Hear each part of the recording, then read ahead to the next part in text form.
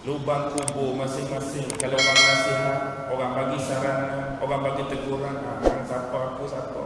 Hang buat amal hang, aku buat amal aku. Lubang kubur hang, lubang kubur aku. Seolah-olah dia tak memerlukan pun pada saudara dia.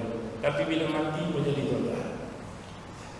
Bila mati, kalau kita mandi sendiri, kalau kita kapan sendiri, kalau kita bungkus sendiri, kalau kita semayang sendiri, kita korek lubang kubur sendiri, kita kampus sendiri balik, senang.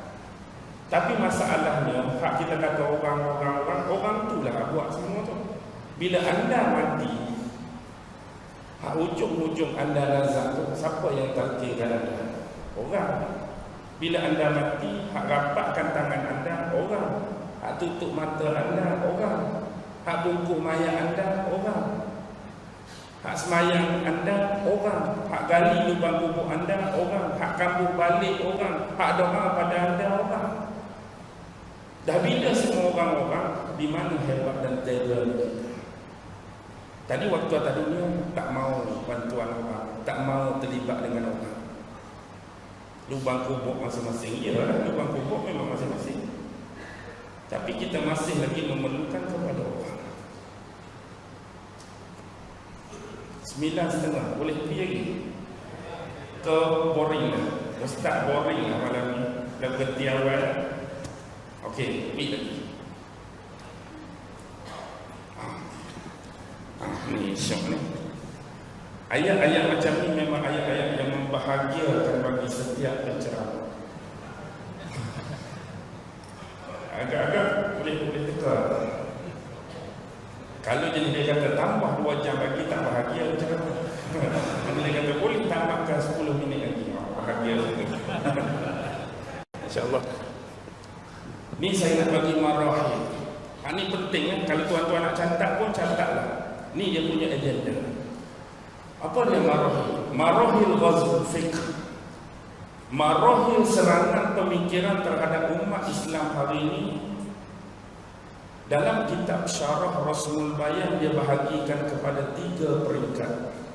Pertama dia panggil Qoblal Ihtilal. Maksud Qoblal Ihtilal, bagaimana mereka melakukan serangan pemikiran terhadap orang Islam sebelum jatuhnya sistem khilafah. Itu dipanggil fasa Qoblal Ihtilal. Dulu ada sistem khilafah, sebelum khilafah itu jatuh, apa yang mereka dah buat dah pada masa itu. Fasa yang kedua, fi marhalatil ihtilal. Pada masa khilafah sedang jatuh, apa yang mereka buat.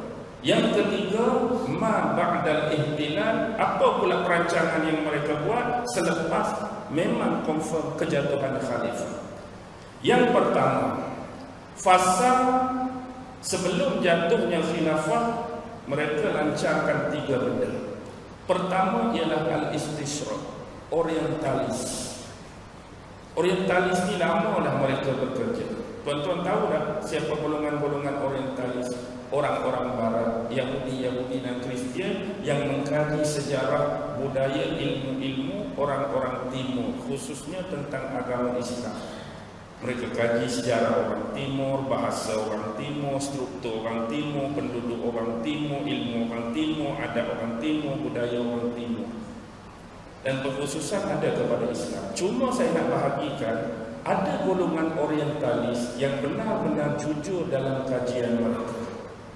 Dia jujur dalam kajian. Dia bukan niat nak buat jahat. Maksudnya dia belajar, dia kaji kerana nak tahu betul-betul orang timur ni lagu mana, bahasa dia lagu mana, dia tak kacau orang.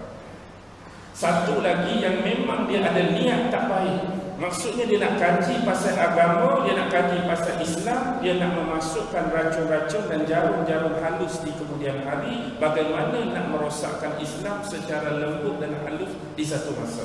Dengan apa dia guna? Dengan dia mempelajari sejarah agama Islam. Yang pertama tadi, dia macam ni. Dalam konsep kita belajar ilmu psikologi, ni dah saya sebut juga di beberapa tempat, dia ada satu bab dipanggil psikopatologi. Psikopatologi macam ni, seorang yang belajar ilmu macam orientalis, dia ada kita sebut mafhum. Apa dia mafhum? Kefahaman yang kita dapat bila kita belajar sesuatu ilmu.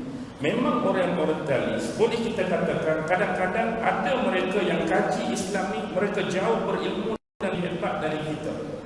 Kita hari ini belajar beberapa kitab, mereka dah berpuluh kitab. Kita berpuluh kitab, mereka dah beratus kitab.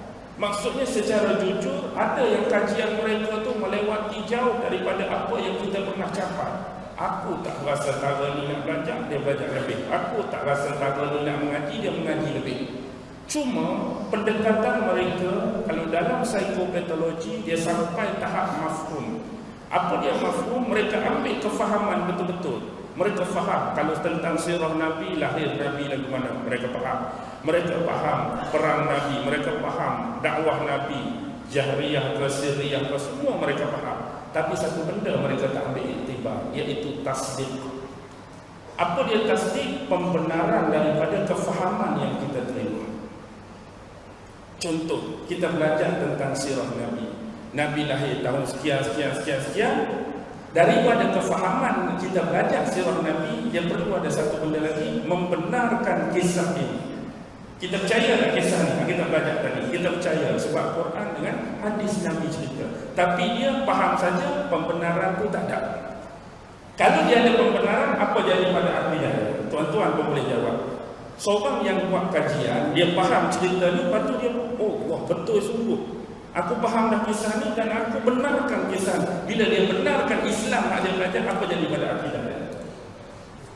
Dia masih stay akidah lama, maka dia akan tukar. Kalau dia ada tasdik, seorang demi seorang akan tukar dengan kebenaran Islam. Tapi dia tak masuk tasdik, dia bagi nak faham saja. Kalau orang tanya, apa hukum ni? Senang hukum ini. Tapi dia sendiri tak mahu membenarkan hukum tu. Tujuan dia apa? Tak ada tasdik. Dia nak kilas balik, dia nak balas balik. Dia nak cari benda-benda tak elok, nak masukkan dalam sistem yang dipelajari tadi. Baik. Yang kedua, tansir. Apa dia tansir? Tansir ialah missionaris, kristianisasi. Kristianisasi lebih awal bermula perang salib. Kalau kita tengok perang salib, tuan-tuan, perang salib bila start? 1096, berakhir 1291. Lama tu. Dan telah ditanamkan dalam jiwa dan semangat tentera-tentera Salibai bahawa orang Islam ni adalah bangsa yang terkutuk. Orang-orang barbar, orang-orang kasar, orang-orang yang tak ada tamadun, orang Islam ni kolot.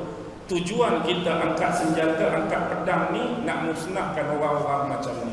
Itu tomohan yang mereka berikan untuk naikkan semangat tentera-tentera Salibai mereka.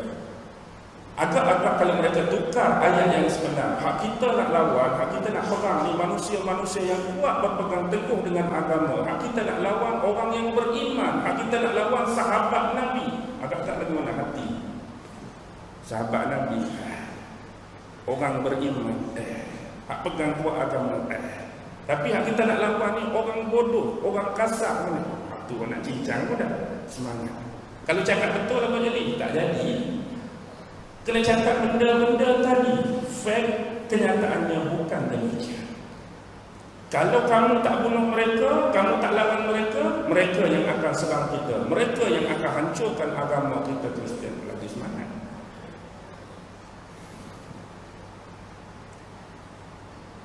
Tuduhan-tuduhan pada Nabi, apa yang mereka cerita? Last sekali rumusan antara orientalis dan Australia yang disepakati, Nabi manusia biasa, tak perlu beri penghormatan pun pada dia. Ya, dia Nabi tapi dia manusia biasa. Bila meninggal tak ada apa. Dia meninggalkan ajaran dia, tak perlu memuliakan dia, tak perlu mengagungkan pada dia, tak perlu selawat pada dia. Tak ada ayat-ayat dia. Dia nak leceh. Mulut mamin. Nabi jadi manusia biasa. Hak ni dia nak pergi juga ke tahap orang-orang anti hadis tadi. Bagi dia Nabi ni tak ada value. Nabi hanya penyampai saja. Hak benda yang Nabi sampai itu tak ada value. Hadis Nabi tak ada nilai. Kita kena pakai Quran saja. Kalau kita fikirlah tuan-tuan, macam bila mudah dia punya conclusion. Kita nak tolak hadis, hadis sebab kita berasa hadis ni datang daripada siapa?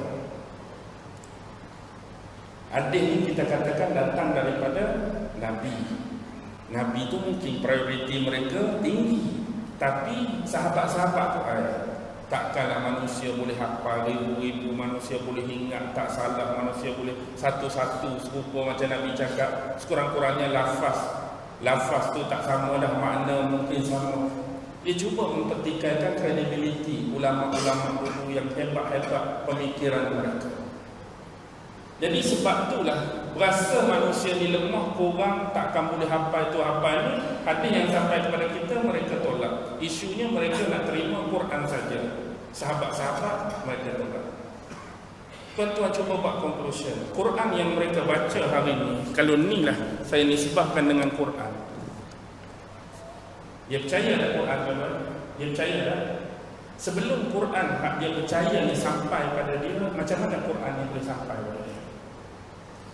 Ni dia kata, aku yang percaya hari ni Quran ni Jadi Quran ni dia nak kata percaya tu, yang jadi boleh sampai pada dia tu melalui siapa?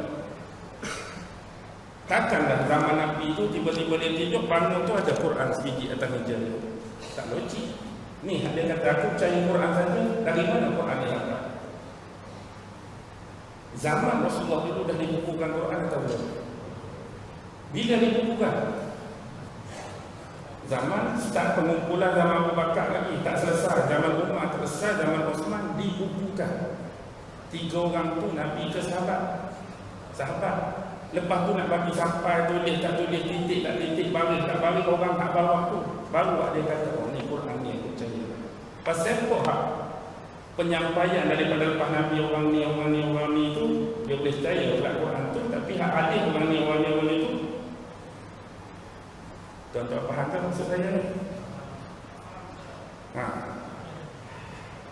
Hak tadi sebab orang ni lah kita nak rinci hadis, tapi Quran nak sampai apa orang ni nak bagi Quran ada tangan hang ni. Hak kamu kata orang ni lemah, patut sampai Quran ni orang ni tak lemah. Ini satu sudut, orang yang sama, kelompok yang sama yang dinamakan sahabat, bila bawa mari ni boleh terima, bila sahabat kata ni kita tolak. Logik atau tidak?